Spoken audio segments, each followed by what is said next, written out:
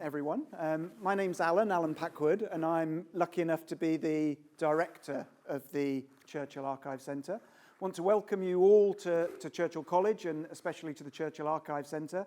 And that's a welcome to those of you here in the room, but also those of you online. I think we've got about 30 people tuning in online. Okay, so our subject today is seeking intelligence in the Churchill Archive. I think the first thing that I should point out is that I am not an intelligence historian, like many of you. I may not even be an intelligent historian, but I have trained as an archivist, and I've now worked here in the Churchill Archive Centre for over 27 years. And hopefully that qualifies me to this evening give you an overview of our collections, what they contain, and where they might be able to assist you in your own research.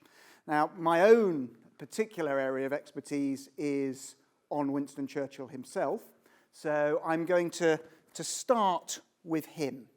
And I'm going to begin with a Churchill quotation that I think will be known to most of you already. So this is Churchill. "In wartime, truth is so precious that she should always be attended by a bodyguard of lies."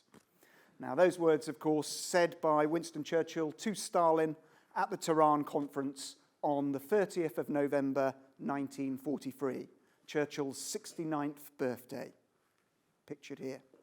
The conversation having turned to the need for security around the planning of the Overlord operation. Now, the more cynical amongst you might say that that's a dictum that Churchill sometimes applied to the writing of his own history. The more serious point, and the one that's been made very eloquently by Professor Andrew, is that no British statesman in modern times has had a more passionate faith in the value of secret intelligence than Winston Churchill. Warren Doctor, in his recent essay, Learning Lessons for the Cambridge Companion to Winston Churchill, has reminded us that Churchill's interest in intelligence matters can be traced right back to his formative years as a young soldier, a young subaltern and war correspondent, fighting and writing his way around the British Empire between 1895 and 1900.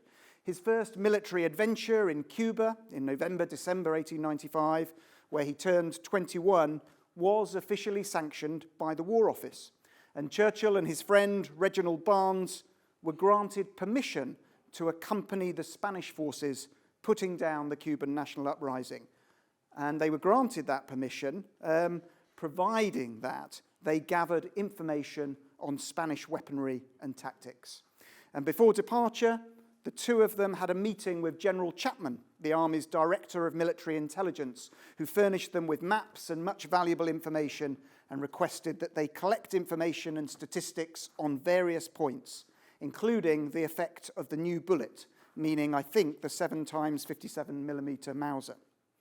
And these pictures, which survive in the archive, accompanied Churchill's resulting newspaper articles in the Daily Graphic newspaper.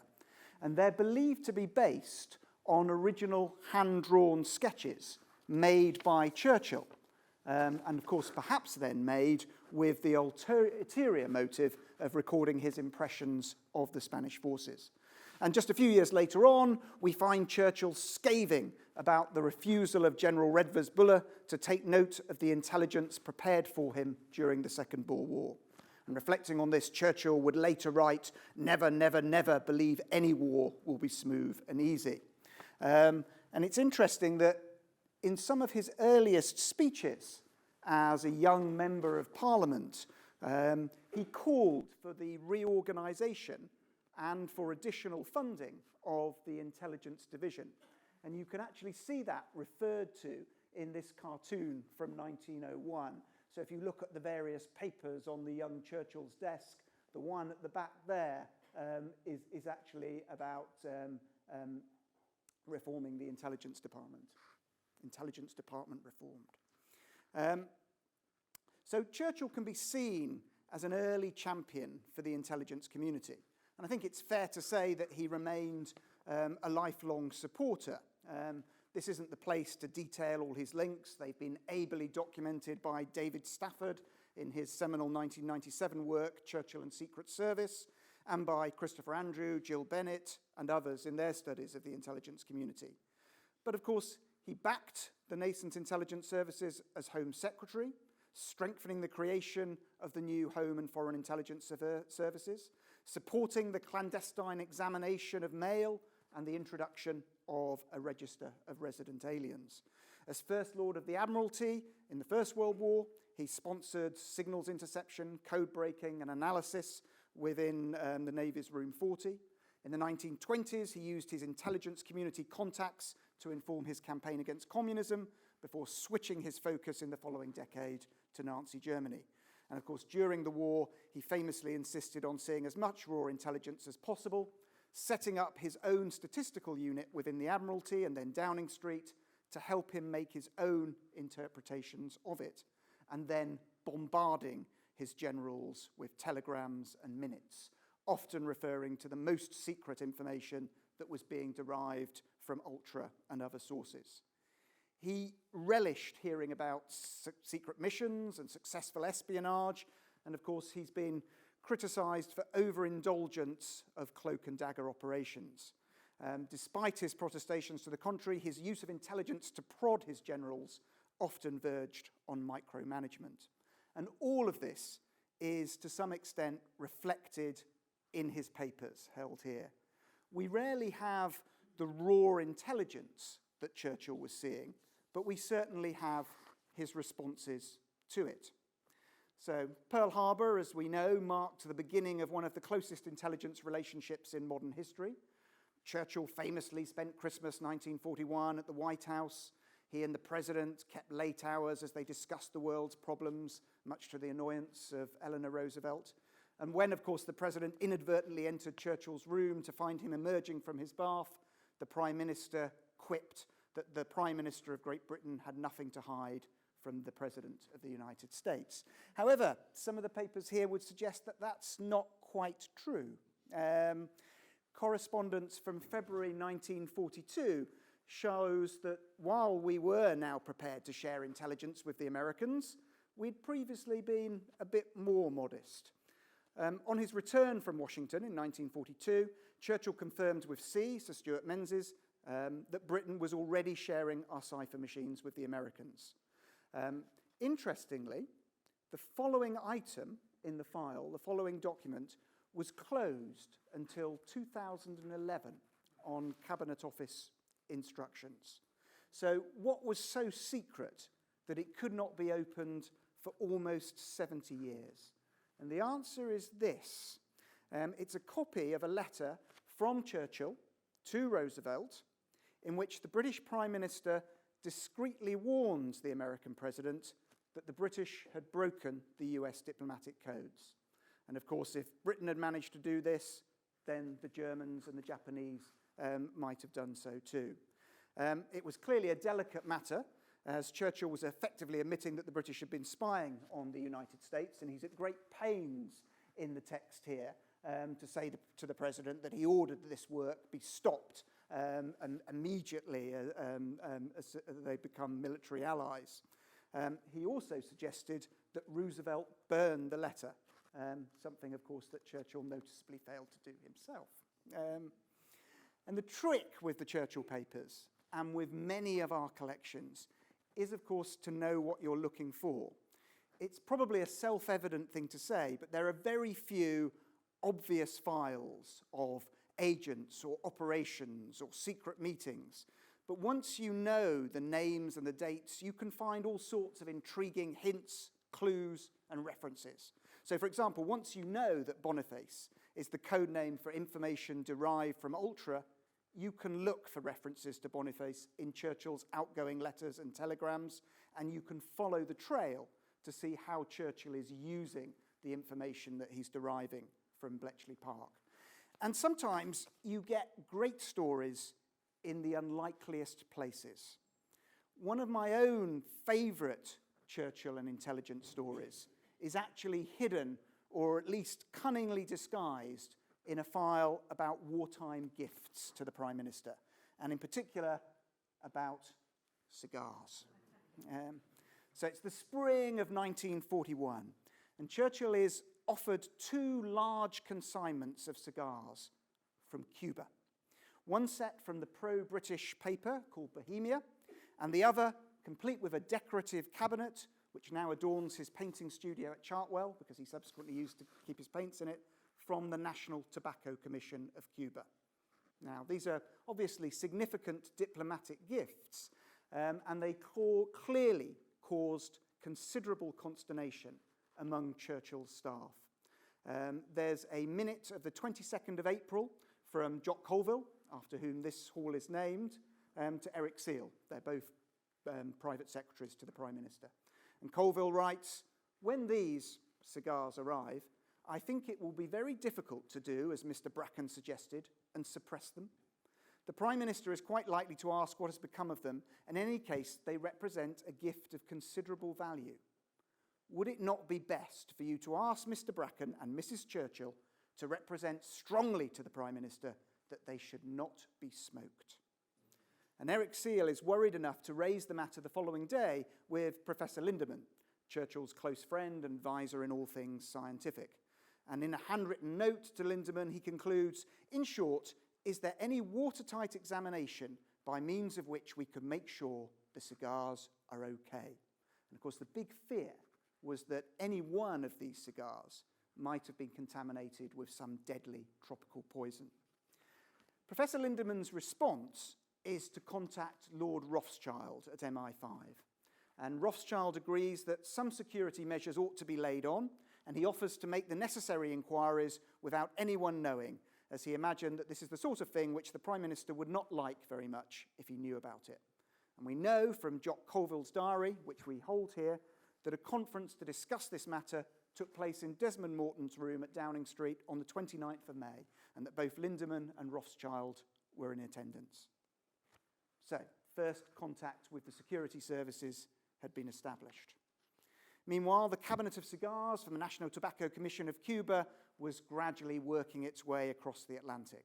In the meantime, Colville sends 3 minutes to the Prime Minister on the 22nd of April, 18th of June, and 23rd of September, all warning him about the potential risk of poisoning from such gifts and advising him not to smoke anything.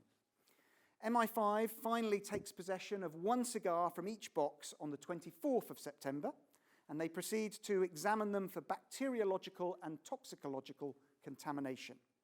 Now, that appears to have been accomplished by either injecting mice with a broth derived from the cigars or exposing mice to the fumes, although, in the words of the technical report, to clinch the innocence of the exhibits, small fragments of the material were placed on the observer's tongue for 30 seconds.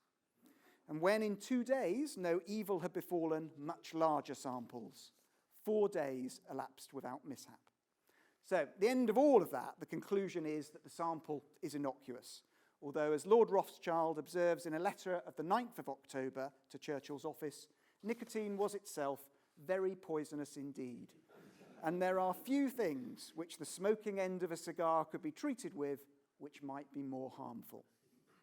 So it's interesting that all of this is kept for the historical record in the file, and I think it does give some very interesting insights into the working of the security operation around the Prime Minister.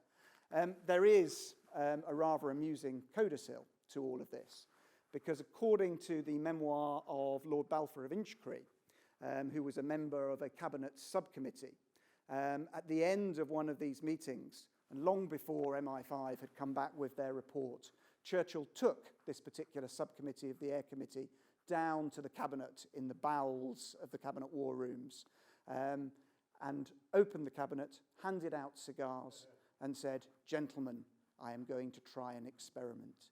It may well be that each one of these contains some deadly poison." So there were clear limits in how much protection you could offer him. Now, of course, sometimes those around Churchill make mistakes and they record things that they should not. It's amazing how many people around Winston Churchill were keeping diaries, which in itself was in contravention of the rules. But this is the page from Jock Colville's diary from the 3rd of October 1940. And that's the day on which he learnt and blithely recorded the details of Ultra, before realising, as he said at the top when he's come back to publish it, that this was really a subject too secret even for his personal diary.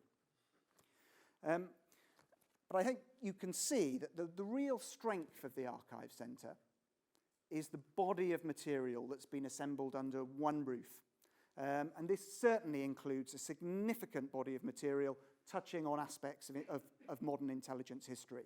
And so it's perhaps worth reflecting how this came about, not least because this year the Archive Centre celebrates its 50th anniversary.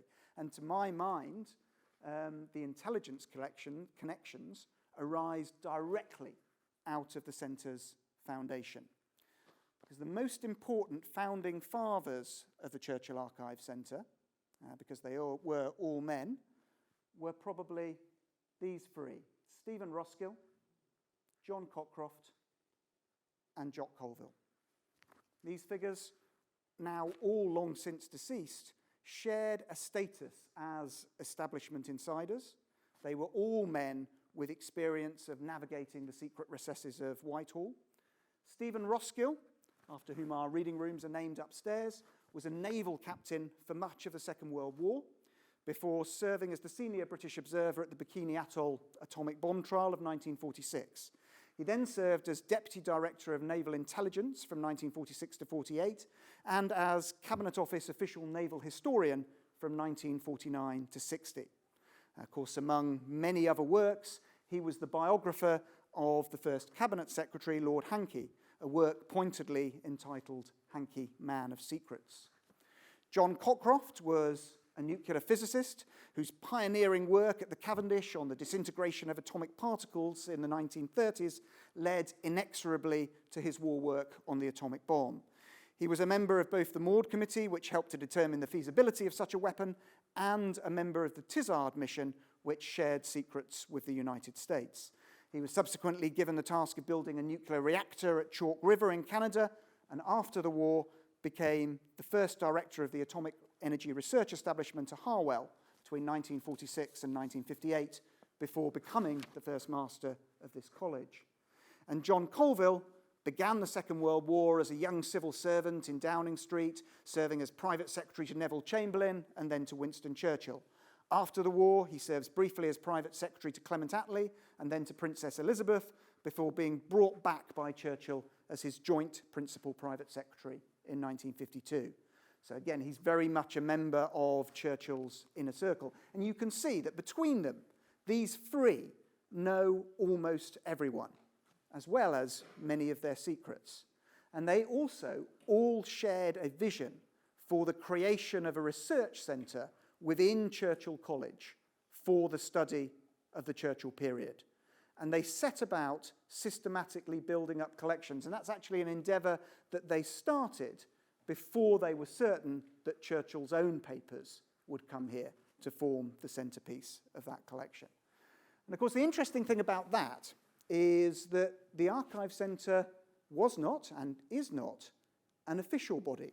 We're not recognised as a place of deposit for official records, let alone classified records.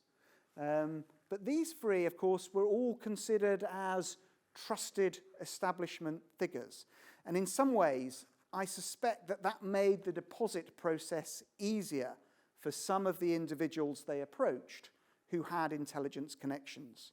There was perhaps an assumption that access could be controlled on a more personal basis by private gentleman's agreement than any relationship with the Public Records Office. Now that undoubtedly helped the Centre in its early years build its collections, but it has created a sometimes difficult legacy for us today, because of course we're now operating in a rather different environment where our collections are often subject to freedom of information requests and data protection inquiries. but it undoubtedly led to the deposit of significant papers, including many relating to the intelligence world. The founding triumvirate, with their different interests, created a collecting policy which remains broadly enforced to this day, which means that we specialise in the personal papers of senior political, military, diplomatic, and scientific figures, often those involved in making strategy and policy at the highest level.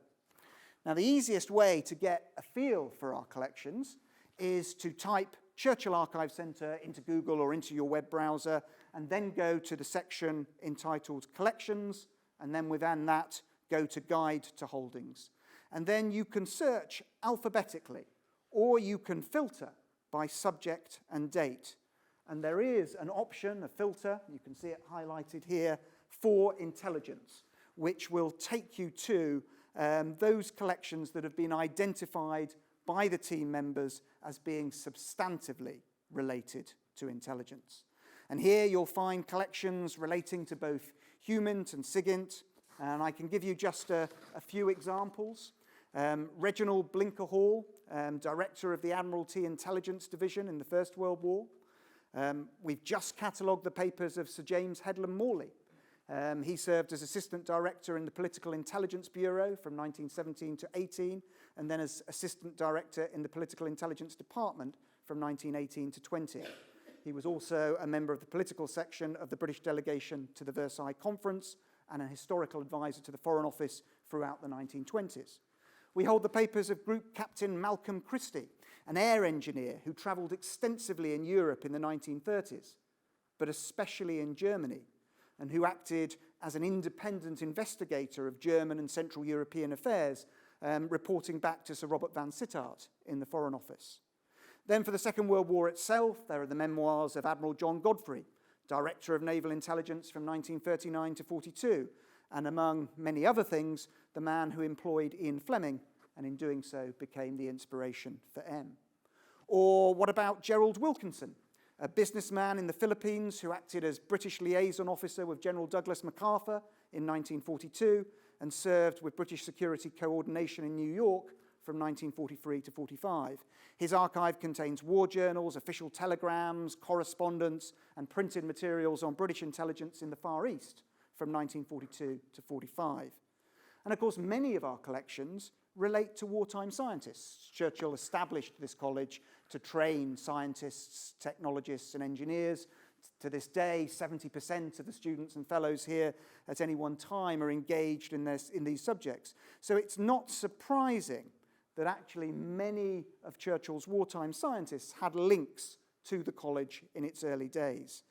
It means we have a wealth of material on secret scientific research, from Brigadier General Sir Harold Hartley on chemical warfare in the First World War to R.V. Jones, Assistant Director of Intelligence in the Second. And perhaps because of the interests of John Cockcroft, we have much on the development of radar and nuclear weapons. We also have a strong core of material around code breaking. The careers of people like William Clark and Alexander Denniston start in Room 40, Alistair Denniston in the Naval Intelligence Division 25 in the First World War, and they go right through to Bletchley Park and GCHQ in the Second. And for Bletchley, we have the papers of at least one prominent female code breaker in the person of Mavis Beatty, who, of course, is perhaps best known for her work on breaking the Italian naval Enigma codes. And this is actually some of her research on that. There are some very colourful characters amongst our collections. Montgomery Hyde will be known to many of you as a Second World War intelligence operative, later an MP, who wrote extensively on espionage and intelligence subjects. We hold his research materials for The Quiet Canadian, his biography of Sir William Stevenson, and for Cynthia, his biography of the British agent Elizabeth Pack. There are also letters in his collection relating to censorship and security in Gibraltar, Bermuda, and the USA. And I could go on and on. In each case, once you've identified the collection on our website, if you click on the link for full catalogue, it will take you through to the university's archive search website, which hosts our catalogues alongside those of other Cambridge archives and libraries. And it's an amazing resource.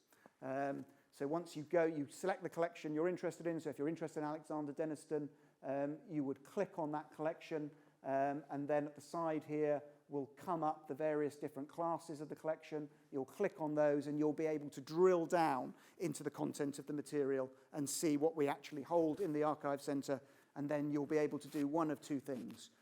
You'll either be able to make an appointment to come and visit us. We're open Monday to Friday, 9 to 5. Anyone can make an appointment to come and see the material here. Or you can email us, and if what you're interested in is one or two specific files, we will copy them and send them to you free of charge. And while there are collections here that contain large amounts of intelligence information, there will also be small amounts of relevant information scattered across the wider range of collections. And so to access that, I would recommend searching across the full range of collections using archive search. So if you go to the home page for archive search, you can type in the name of the person, the place, the subject you're interested in. You can search across all the collections held here in the Archive Centre, but also potentially all of the other collections held by other Cambridge archives and repositories, including the University Library. So, what do our collections contain? They do contain strayed official papers, some of which do remain closed under the relevant exemptions of the Freedom of Information Act, but many of which, though once closed, are now open. But as I hope I've been able to convey, most of our information is more personal because we collect personal papers, and will be useful in giving the sort of broader contextual information and providing atmosphere and colour on the people and places behind the intelligence apparatus and operations. Just to give you a few examples, there is wonderful ephemera, like this hand-drawn Alice in Wonderland-inspired programme for a concert by the Admiralty code-breaking team from Room 40, Naval Intelligence Division 25, at the end of the First World War. Then there are wonderful colour photographs taken by the nuclear physicist Egon Bretscher, capturing ordinary life within the Los Alamos compound at the end of the Second World War. And there are tantalising glimpses of key moments, like this entry in Commander Denniston's diary for 1939, recording his famous trip to Warsaw to obtain vital information that would help the British crack the German Enigma system.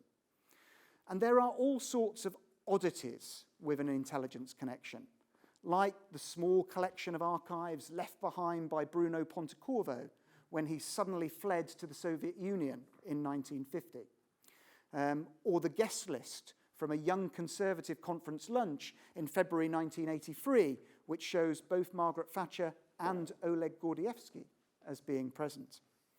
And then, of course, probably our most famous intelligence collection, there are the papers of this man, Vasily Mitrokhin. The KGB archivist who, of course, made his own copies over 12 years of the Soviet Foreign Intelligence Archive before ultimately being exfiltrated out of the country by our intelligence services in the early 90s. It is perhaps the closest thing we hold to a large-scale WikiLeaks-style dump of intelligence material. I'm conscious that Professor Andrew knows far more about it than I do, but I don't think he'll mind me saying that it's not without its complications. Indeed, it perhaps highlights some of the problems inherent in dealing with original archival intelligence materials. To my mind, understanding the Mitrokhin collection is like peeling an onion. You have to go through very many layers, and even then it's a bit slippery and it might make you want to cry. So for a start, we don't have the original documents on which Mitrokhin based his notes. As far as we can ascertain, they're still with the KGB in Russia. Nor do we have his original manuscript notes. Those are presumably still with our intelligence services. What we have instead are his typescript reworkings of the material. And even then, he reworked it several times. So he initially by country, and then by subject, and then for various edited publications with which he was involved. And of course, they are all in Russian, and it's not always easy to tell within the texts of these typescripts what are the original KGB documents and what are Mitrokhin's own interpolations. Then, of course, it goes without saying that there are huge questions about the reliability of the content. When the KGB described someone as an agent, were they really a witting agent? It all takes us back, perhaps, to that opening quotation, and which is why I'm so glad that we have Chris's books on Mitrokhin here to help us decipher the collection that we're holding. What we do as archivists, of course, is to make this material as available as we can, subject to the inevitable constraints of data protection, and to advise users of its complex provenance. And the arrival of the Mitrokhin collection here has certainly led to an enormous amount of press interest and some sensationalist headlines. But I do believe that going forward it will prove an extremely valuable resource for the study of how the KGB operated, especially in the 1970s and early 80s. And of course, this is one of the few very visual pages in the Mitrokhin collection, but it's a page where he's identifying the sites of KGB arms caches outside Rome, which hopefully aren't there anymore. And we are now starting to see this collection used in serious academic articles. Of course, it's one of our most famous recent collections, though it has now been open for almost 10 years. And it has generated in that time some interesting headlines. But of course, there's new material coming in or opening up here all of the time. The Archive Centre is continuing to collect. And some of you will know, for example, that we were recently gifted the correspondence collated by Joel Greenberg relating to his work on the Bletchley Park codebreakers. And this includes some of the personal possessions and papers of the mathematician Gordon Welshman, who's perhaps most famous as being the prime mover behind that famous Bletchley Park wartime letter to Winston Churchill asking for more resources to support their codebreaking. So hopefully I've given a taste of the material we hold. Sources for the study of SIGINT and HUMINT, and sources from the Boer War to the Cold War. And because we collect personal papers, sources that bring the people involved to life. So here's a wonderful anecdote to end on, shared by my colleague Amanda Jones, who's writing on the diaries of Mary Borden. Mary Borden's diary entry for the 6th of September 1939 reads, "At lunch yesterday at the Carlton. Noel Coward, facetious and affectionate, full of a mysterious and important intelligence job in Paris. And I, as he kissed me goodbye, wondered rather nastily why he didn't simply join up and do a little man's work with a rifle. But one can't see Noel singing down a gun barrel." But Christopher, perhaps that is one for your latest work on the link between intelligence and entertainment.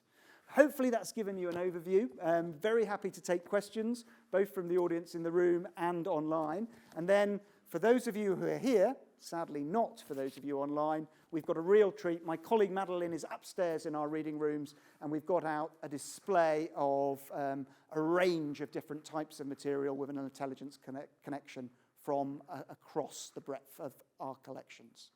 But with that, thank you very much, and I'll take questions.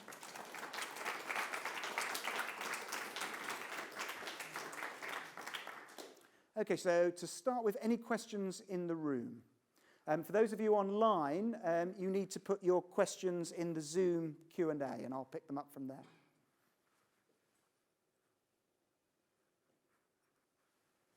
Gentleman over here. What do you mean by intelligence? Well, that's a very good question. And I think there are people here, I imagine that different people here would probably give you much better answers than me, and you would also get a variety of answers. But intelligence, of course, is an incredibly broad subject. And as far as the Archive Centre is concerned, I think we would have an enormous range of intelligence sources. And I hope I've been able to sort of give a hint of that. But we would mean diplomatic intelligence, the sort of thing that our diplomats are reporting back. We would mean military intelligence. We would mean signals intelligence. The code-breaking operations at Bletchley Park would be included in that. We would mean the operations of various different special security departments. We would mean scientific intelligence. So we would cover it all, and we would collect intelligence in the broadest sense of the word. Brendan. Thank you. Extremely interesting. One of the criticisms that was made of writing about the international history and high political history of the first half of the 20th century was that in the earlier decades, that it didn't take sufficient account of the intelligence dimension. Mm-hmm. That's something very much that Chris and Frank used. Mm-hmm. Do you think now that that has been overcome over the last, say, 30 years? Or do you think there are still important deficiencies that need to be remedied in the general account of the story, whether it takes the intelligence dimension sufficiently into consideration? I think there is more and more work being done on it, in part due to the work of groups like this one, and certainly due to the work of Christopher and others. But I would say that there's definitely more that could be done. And I suppose it's a combination of things, really. It's partly that we, as archivists, don't always know what we've got. Because, of course, we don't necessarily know what was secret. We don't necessarily know the significance of certain names or operations appearing in our collections.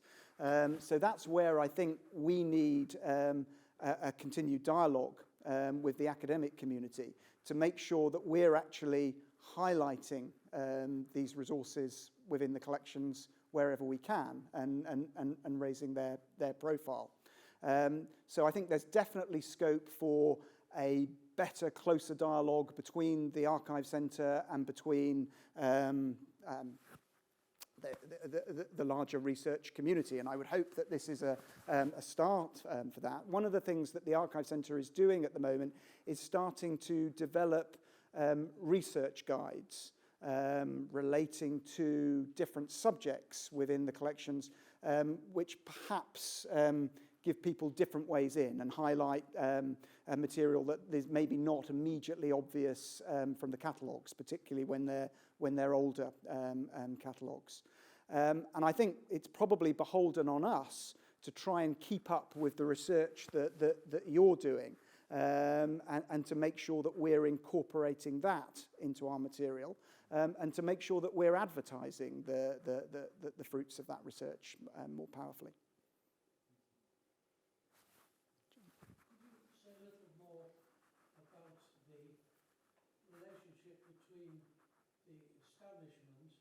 Intelligence establishment, and the departure, as it has been represented, between it and Sir John Cockcroft. Was it primarily a matter of genuine disagreement over the safety of reactor vessels? Mm-hmm. What part did the American opinion play in that? And the fact that Sir John finished up as Master of this college? That's a very good question. I'm not an expert in John Cockcroft, so it's not a question that I can answer for you easily this evening. I'm sure there are others here who can. What I would say, of course, is that the material to answer that question, or at least some of it, will certainly be here in the Archive Centre. So I would encourage you to email me after tonight, and we'll get somebody have a look and see what we've got. Assuming we find some relevant material, you would be very welcome to come in and have a look at it. But Christopher, your hand was up. Just one point about Cockcroft, which relates to another of the individuals that you mentioned. Because there were so many people during the Second World War and the early Cold War in particular. It was only when they looked back on their career they realised what they'd been involved in. So Cockcroft, you mentioned Chalk River, which was where an awful a large proportion of the uranium was obtained to build first atomic bomb. There was a brilliant physicist, allegedly. I did get over in physics, but I don't think that even though that's a rare achievement nowadays, at least for historians, I don't think it qualifies me to judge how good Bruno Pontecorvo was as a physicist. But it has been alleged by people who understand it an awful lot better than I do, which is many people, that only the fact that he defected meant that he didn't get the Nobel Prize for his work because he was still not finished. But what John Cockcroft must have thought when he read in the newspapers the account of Bruno Pontecorvo's defection to the Soviet Union, I doubt if it occurred to him until that point that the brightest physicist that he had at Chalk River was actually working for the Russians. Yeah, and again, the archives here highlight, I think, all of these collections. And what they bring home, I think, or certainly bring home to me, is that, prior to the Second World War in the 1930s, certainly in terms of the work that's going on at the Cavendish laboratories, you have a really open setup where you've got scientists of all nationalities coming and going, working together, exchanging information.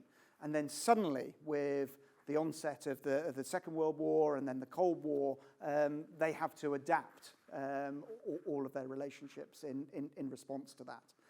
And there is quite a lot of information on that, I think, within the archives. And of course, one of the collections that I haven't even mentioned, the papers of Joseph Rotblat, who, of course, was working at Los Alamos, but famously left when he realized that the bomb was no longer being developed against the possibility of the Germans getting a bomb, but that the Americans were going to press on, they were going to use it against the Japanese. He leaves Los Alamos and then ultimately, of course, sets up the Pugwash operation, campaigning against nuclear armament and nuclear proliferation. And again, incredible rich archive for the study of this whole question of international relationships between scientists across borders. We have got some comments coming in online. The first one, I owe an apology to our online audience, because actually what I should have been doing is repeating the question so they could all hear it. But we have a question from James McFadden. How did Churchill view the USA's use of World War I and World War II war debt from Lend-Lease to dismantle the British trade empire, and the agreements from Bretton Woods to facilitate the end of the British Empire and the rise of US hegemony? Well, I think the answer is that he was extremely disappointed at the way what he saw as the special relationship that he created started to deteriorate at the end of the Second World War, initially under Roosevelt and then under Truman, and of course did everything that he could to try and use whatever limited political capital and influence he had left to rectify that. And of course, it's one of the reasons he goes over to the United States in March 1946 and gives his famous Iron Curtain speech. People forget the title of that speech is actually The Sinews of Peace. And the main argument of that speech was about the need for ever closer Anglo-American cooperation. From my friend Jimmy Burns, we have a question: how much of what you store is vetted by the Cabinet Office and withheld? For how long and on what grounds? Any striking examples of censorship and intervention? Well, I mean, the answer to that is, of course, that strictly speaking, what we have here are people's personal papers. The official material should have gone back into their official boxes to resurface in the Cabinet Office and ultimately in the National Archives. But as you'll all appreciate, it never quite works like that. And actually, the papers here contain, many of our collections contain a wealth of official material and sometimes sensitive official material. And in that respect, Churchill was often the worst offender. His papers contain minutes, telegrams, cabinet papers, clearly stamped property of His Majesty's Britannic government, do not remove. But, of course, at the end of the Second World War, he was going off to write his history of the Second World War, and that was something that Attlee's government had a vested interest in allowing him to do. They knew it would sell well. It was a way of getting the official British version of the war out and on the world stage. So there is a lot of that sort of material here. The way it works is there is no official relationship between us and the Cabinet Office or the Foreign Office or others. But from the foundation of the Archive Centre, from the time of Roskill, Colville and Cockcroft, we've really operated in a way where we work with those offices. So we will declare our collections to the Cabinet Office. The Cabinet Office will tell us which collections they're interested in. Then when we have catalogued that material and before we open it, we will share those catalogues and the Cabinet Office will often send people in to review the material. That very rarely results in material being withdrawn from the holdings here, and wherever possible, we're keen to keep the integrity of the collections. But it does result in material being closed. If they can argue that had this material been retained at the centre, it would be closed for this period under this exemption of the Freedom of Information Act, then we will follow that recommendation, unless there is an overwhelming reason not to do so. And the only overwhelming reason I can think of would be that if we could prove that the material was actually already open elsewhere, was already in the public domain. So there is material across the collections that is closed. Very little that's closed now in the Churchill papers. They're 99.9% open. Small amount of material probably relating to Ireland and to honours, at a guess, that will be closed. It's amazing how much in this country is closed because it relates to honours. But you'll understand there's a much greater deal of material that is closed in Margaret Thatcher's papers and which is still subject to either a closure period or a review process. Gentleman over here. You've done a wonderful job of talking about what's in your archive. Mm-hmm. But one thing historians need to be aware of, or at least to think about, is not just what's in the archive, but what's not in the archive. Mm-hmm. And so I guess my question is, when it comes to intelligence, what's not in the archive? Are there any important gaps? Are there any collections that you don't have that you wish you had? Papers you don't have that you wish you had? So, for the benefit of the online audience, the question in summary is, what don't we have? And that's, again, a very difficult question to answer because you're into the realm, to some extent, of unknown unknowns, aren't you? We don't really know what we don't have.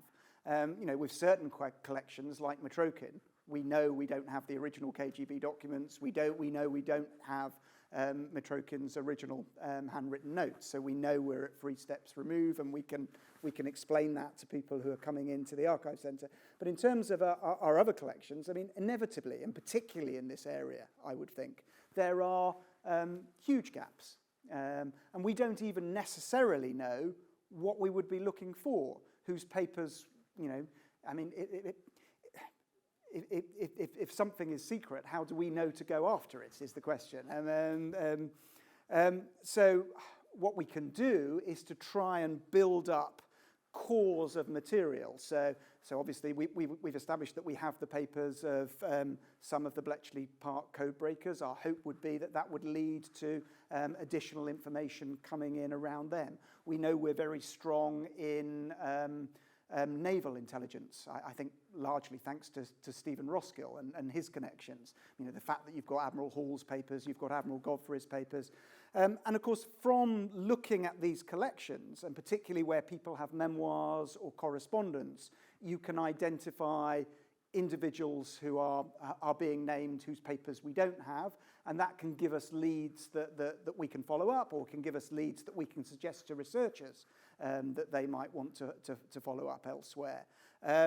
But I think in this area, in all areas of intelligence, I suspect that there are huge gaps in the holdings here. And you're absolutely right. It's one of the first questions that any researcher using our papers should ask is, what's not here? That hasn't really answered your question very well. But You did give a wonderful example of Nell Coward. yeah. Because the great thing about Nell Coward, from the point of view of intelligence, is the last question anyone would ever say, Mhm. is he a spy? Mhm. And that is why, apart from the fact that technically he was no good as a spy, he found successive senior politicians in the United States, he complained about how boring they were. And his boredom threshold was extremely low. And that's what made him a bad spy. Spies have to have very high boredom thresholds, as well as the ability to take a really interesting thing. My question is, how significant do you think the use of code was in the Second World War? The use of code. Again, there are other people here who can give you a much better answer than me. But I mean, I would say it's extremely significant, both in terms of our use of code and also in our breaking of the enemy's codes. And you'll find information relating to that, again, scattered across all of the collections. But I think what I would say is you need to sort of balance that material against the political material, the military material. You can fall into the trap that Churchill sometimes fell into of overemphasizing the raw intelligence material. And sometimes I think, he would put too much weight on it, and he would use it to sort of prod his generals into doing things that they didn't want to do. So it is important, but ultimately, to my mind, it's one strand, but I'm sure there are others who can talk much more eloquently than me on that. And I think on that note, how are we doing? I think it's probably time to go upstairs and actually see some of this material. So at this point, huge apologies to the online audience. I hope you've all got drinks at home and you can now partake of them. For those of us here, we have drinks on the side here. The only thing I would say is you're not able to take your drink up to see the archival material. So at this point, you can do one of two things. You can stay down here, chat and have a drink, or you can go up and see the archives. And you can do them in whatever order you want. So, but Madeline is waiting up there for you with an excellent display. But on that, thank you all so much for coming to the Archive Centre this evening, both in person and virtually.